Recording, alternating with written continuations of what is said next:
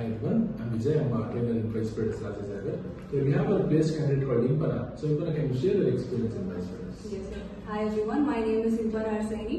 I studied in Acharya Institute of Technology. My qualification was BE. I'm an ECE engineer with a CGPA of 8.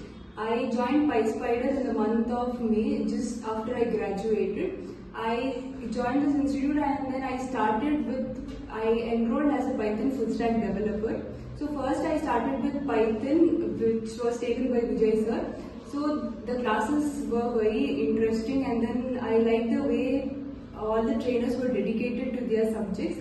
And after Python, I also had currently going on with web technology. Web technology was taken by Shankar sir, and then even he was a very talented trainer. And then coming to once I completed all my Python and then web technology, I had SQL also, which was taken by Murli sir.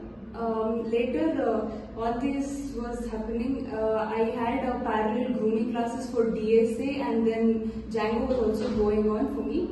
So overall, thanks to all the teachers from my side for helping me build my career, where I am about to start my career. And then I will remember all these memories, and then all the grooming classes we attended, presentations which we did, which we used to come every day and then do.